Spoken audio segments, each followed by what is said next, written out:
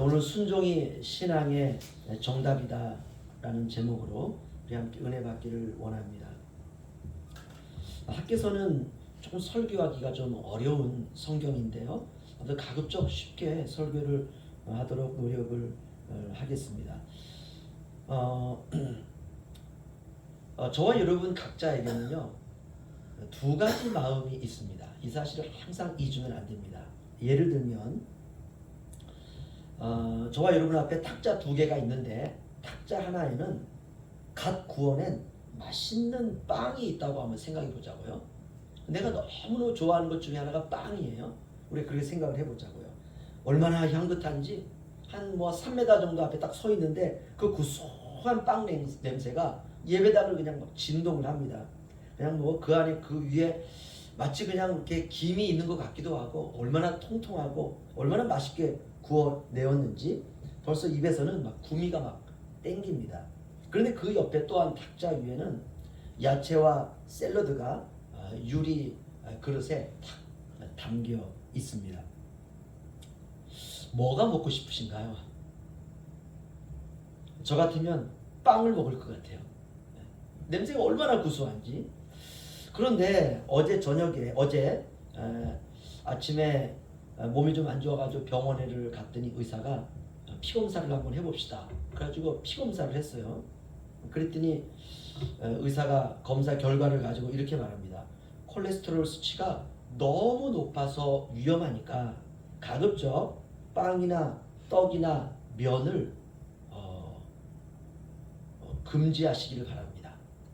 이렇게 이제 얘기를 했어요. 그래서 내 마음속으로는 그래, 당분간 내가 빵 많이 좋아하지만 그래, 내가 야채나 샐러드나 이런 종류로 내가 먹어야 되겠다 마음을 다 가지고 있었는데, 와서 딱 보니까는 빵은 굉장히 먹음직스러운데, 그리고 그냥 그 갓 구워내 가지고 세계 인류 그 빵을 굽는 사람이 구워냈다고 하는데, 모양도 먹음직하고 그 빵 자체도 그렇고 또 내가 좋아하는 그런 것들이 또 그냥 빵에 이렇게 딱 있으면, 아무리 의사가 야채나 샐러드를 먹으라고 얘기를 한다 할지라도 그냥 빵이 먹고 싶습니다.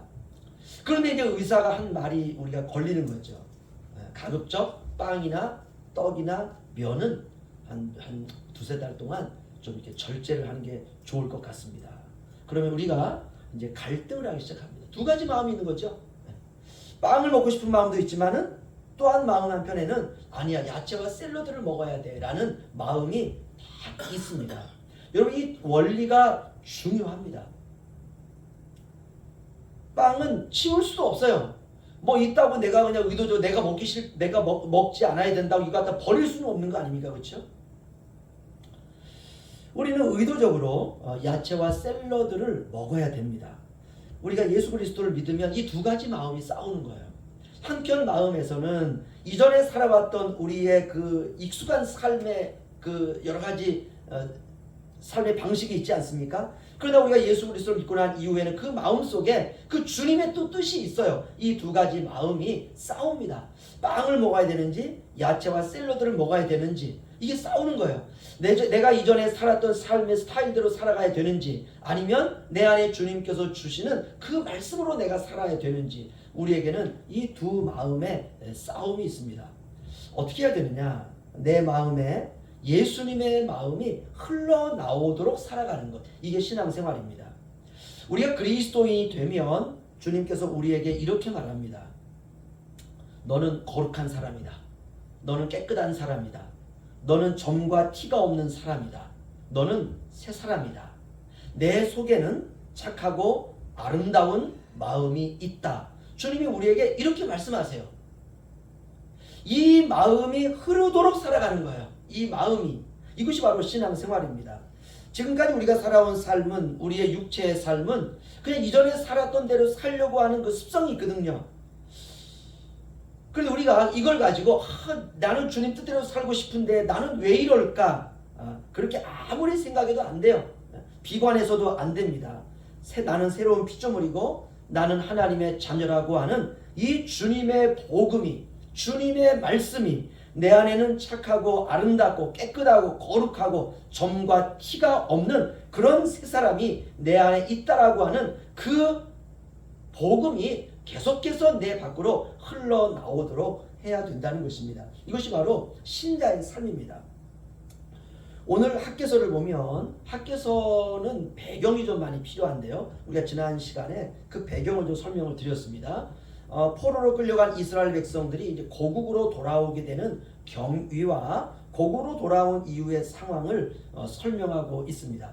지난주 이스라엘 백성들이 왜 포로로 끌려가게 되었는지 설명을 드렸습니다. 이렇게 국제 정세는 요동치고 있습니다. 북이스라엘을 정복한 아시리아는 남유다를 정복한 바벨론에게 멸망을 당하고요. 바벨론은 페르시아에게 멸망을 당합니다. 그러니까 이제 이스라엘은 페르시아가 지배하게 된 것입니다. 이렇게 먹고 먹히는 전쟁의 참혹함이 계속되면서 그 사이에 낀 사람들이 바로 이스라엘 백성들입니다. 얼마나 두렵겠어요. 얼마나 불안하고 얼마나 혼란이 있고 이렇게 인생이 70년 동안 계속됩니다. 고국에 남겨진 사람들도 두려움과 불안과 환란이 있고 이방 땅에 살아가 페르시아의 지배를 받게 되고 있는 이스라엘 백성들도 두려움과 불안과 환란과 때로는 핍박이 계속되고 있습니다. 이렇게 70년이 채워지던 그때에 페르시아의 고레스라고 하는 왕이 벼랑간 포로들에게 야 너희 나라로 돌아가라 이렇게 명령을 했습니다. 이것을 우리가 지난 시간에 고레스 칙령이다 이렇게 말씀을 드렸습니다. 바로 이 고레스 칙령은 에스라서에 아주 자세히 나옵니다. 정말 놀랍죠. 지금까지 자신들을 포로로 붙잡고 있던 그 나라가 그 나라의 왕이 벼랑간 어느 날 자유를 준 거예요. 그러면 이 고레스라고 하는 왕은 왜 그랬느냐? 하나님이 고레스에게 나타나가지고 그렇게 말씀해 주신 것입니다. 이게 고레스 입장에서는 충격입니다. 전혀 생각하지도 못했던 신이 이 고레스 왕에게 나타난 것입니다. 그래서 고레스는 이스라엘 백성들을 이스라엘의 고국으로 고향 땅으로 보내기 시작합니다. 3차에 걸쳐서 보내기 시작합니다. 이렇게 이제 고국으로 돌아온 이스라엘 백성들은 어떻게 했을까? 여러분 사람의 본능은 이길 수가 없습니다. 가장 중요한 것은 먹고 사는 일이 중요합니다. 그들의 상황도 어려웠지만 이 당시에 흉년으로 인하여서 너무나 힘든 시간이 그들 앞에 다가오게 되었습니다. 지금 내가 죽게 되었는데 성전이고 뭐고 생각할 겨를이 없는 것입니다. 이렇게 그들은 먹고 사는 일에 매달리기 시작합니다. 그 세월이 16년이라고 하는 세월이 흘러가게 되었어요. 물론 중간중간에 성전을 건축하려고 했지만 성전을 건축하지 못하도록 방해하는 일들도 너무 많았습니다. 아무튼 이렇게 16년 동안 삶의 중심은 자기 자신이었습니다. 내가 살아야 되고 내 가정이 살아야 되고 내가 행복해야 되고 내가 기뻐야 되고 내 인생이 중요한 것입니다. 그럴 수밖에 없어요. 상황이 그랬습니다. 하나님도 그들의 상황을 이해하셨습니다. 그래서 내버려 뒀어요. 이렇게 70년 동안 슬픔과 눈물과 헐벗음과 고통 가운데 지내고 있던 이들이 고국과 고향 땅으로 돌아왔을 때 그들은 불황자와 같았습니다.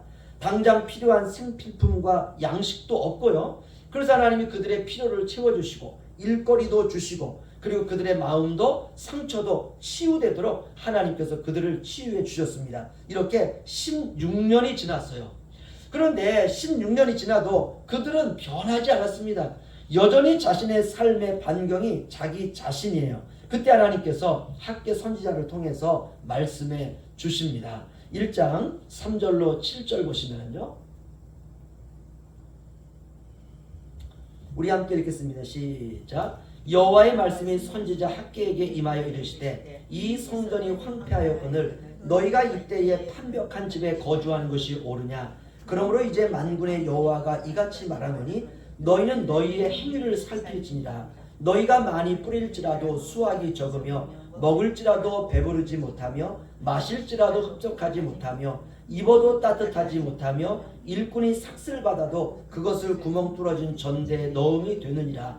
만군의 여호와가 말하노니 너희는 자기의 행위를 살필지니라. 아멘. 여기 보시면요. 이 성전이 황폐하였거늘 너희가 이때에 판벽한 집에 거주하는 것이 옳으냐? 하나님이 이렇게 말씀하십니다. 이게 무슨 말이냐 하면 좀 쉽게 이 말씀을 해석해 드리면 이런 말입니다. 너희의 눈으로 보는 것처럼 하나님의 성전은 황폐하여 무너져 가지고 폐가처럼 되었는데 너희들은 잘 먹고 호화로운 주택에 살고 있는 것이 옳으냐 한번 생각해 봐라 이 뜻입니다. 아무도 하나님에게는 신경 쓰고 살지 않고 있다 이 말이죠. 나만 잘 살면 되지 뭐. 교회야 무너지든 말든 나와 그게 무슨 상관이야 이런 말입니다. 이스라엘 백성들이 그 정도까지 간 것입니다. 신앙이. 물론 처음에 고향으로 돌아와서 볼 때에는 마음이 아팠어요. 무너진 성전을 보면서 마음이 너무나 고통스러웠습니다. 하지만 마음만 아프지 무엇 하나 도울 수 있는 여력이 안 되는 것입니다. 어디서부터 도와야 되는지 도무지 감이 잡히지 않는 것입니다. 그래서 그들은 아마 이렇게 생각했을 수도 있습니다.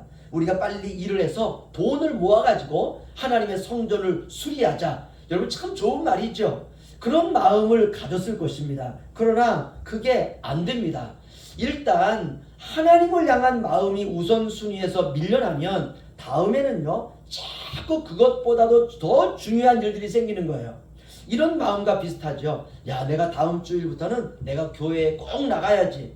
그러면 직장에 일이 생기고 집에 일이 생기고 몸이 아프고 피곤하고 그래서 이제는 교회에 나갈 수 없는 상황들이 계속되는 것입니다. 때로는 야, 내가 다음 달부터는 주님께 꼭 내가 헌금을 해야지. 하나님의 것은 하나님께 드려야지. 그러면 꼭 돈 쓸 일이 생깁니다. 이런 식으로는 안 되는 거예요.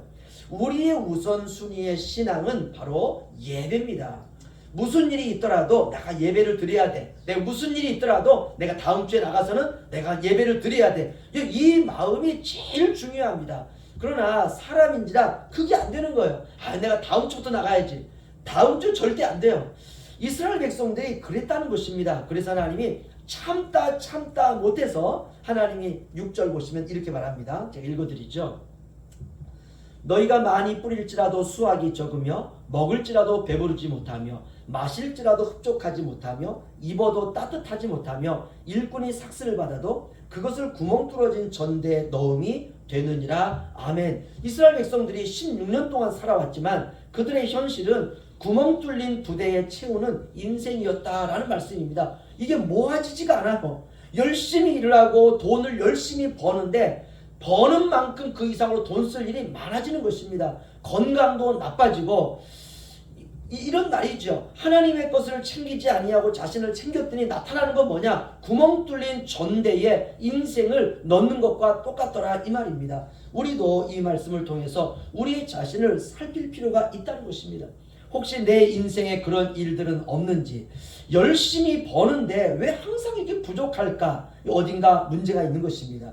그렇다면 문제가 무엇일까? 내 신앙에 문제가 있다는 것이죠. 그래서 7절 보시면 주님이 2번 반복하는 말씀이 있습니다.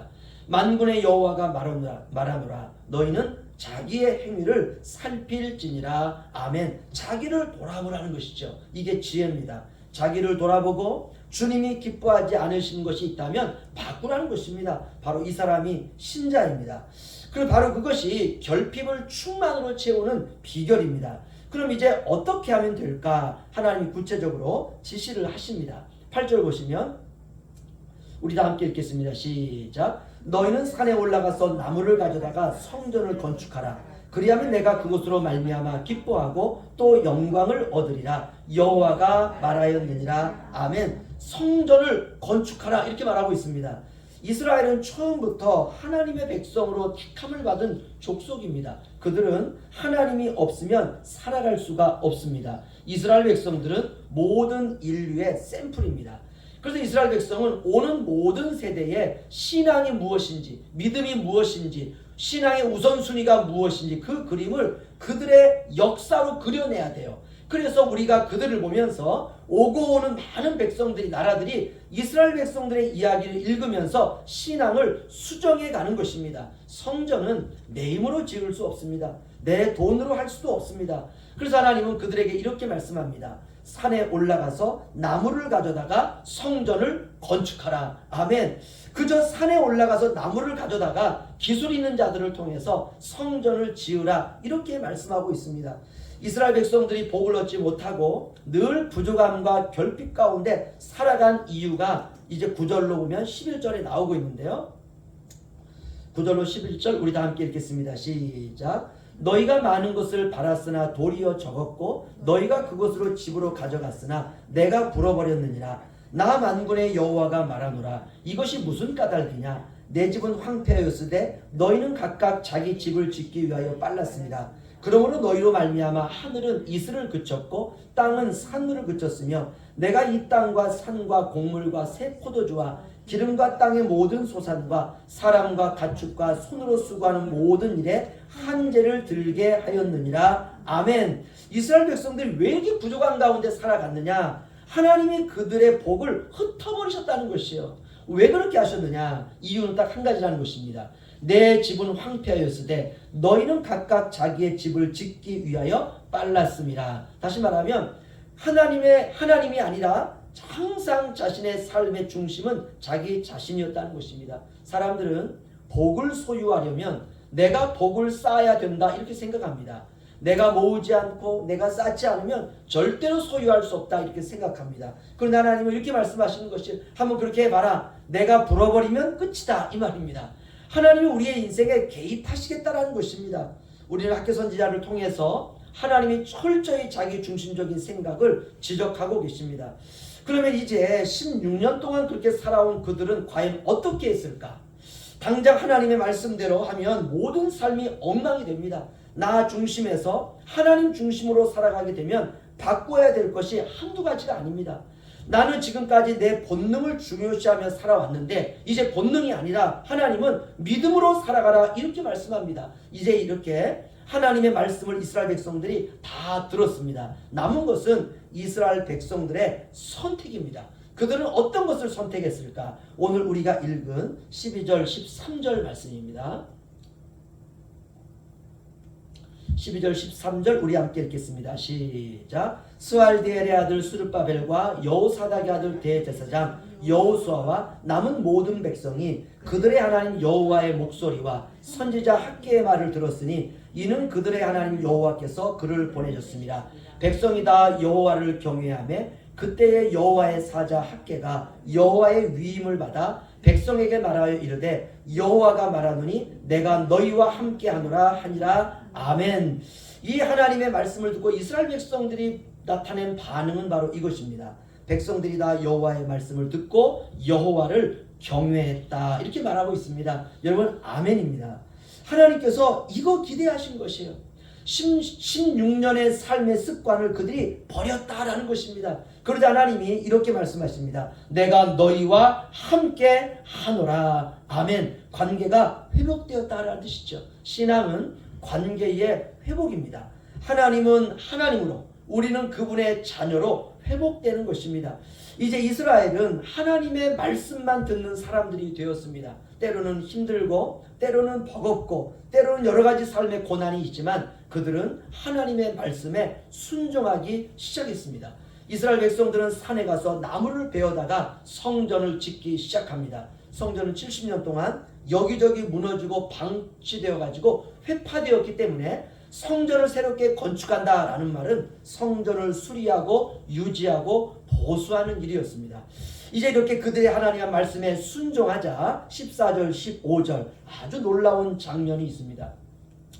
우리 함께 읽겠습니다. 시작. 여호와께서 스알디엘의 아들 유다 총독 스룹바벨의 마음과 여호사닥의 아들 대제사장 여호수아의 마음과 남은 모든 백성의 마음을 감동시키심에 그들이 와서 만군의 여호와 그들의 하나님의 전공사를 하였으니 그때는 다리오 왕 제2년 여섯째 달 24일이었더라. 아멘.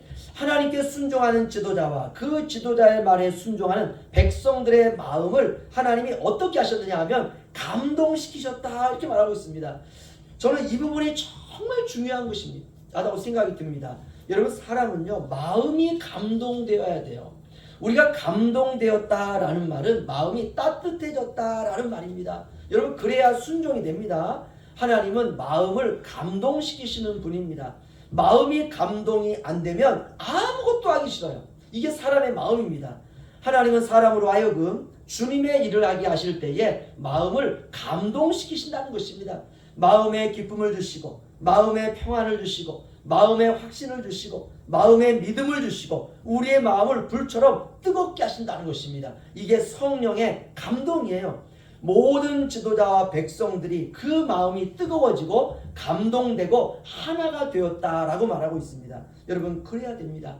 드디어 성전을 건축할 준비를 다 마쳤습니다. 마지막 15절을 보면 여호사닥 왕 제2년 여섯째 달 24일이 되었다라고 말하고 있습니다.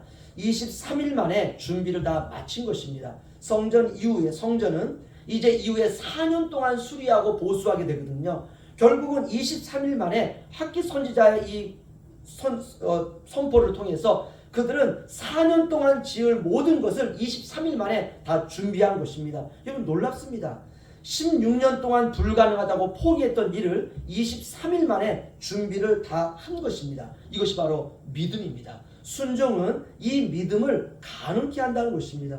오늘 우리는 학개서를 통해서 성전 건축에 대한 비전을 보았습니다. 오늘날 성전은 저와 여러분 한 사람 한 사람입니다.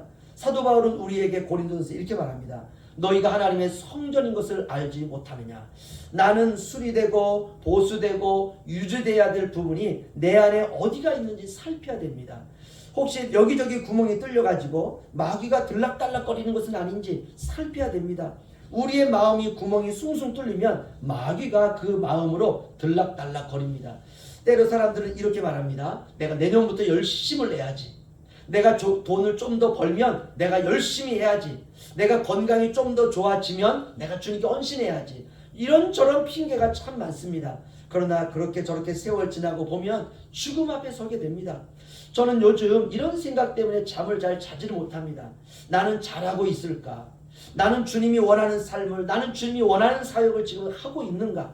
성도들을 위해서 나는 최선을 다하고 있는가? 여러분, 이런 고민이 참 제게는 많습니다. 당연히 목회자로서 해야 되는 고민이고 대부분의 많은 목사님들이 이런 고민으로 많은 고민을 하고 있습니다.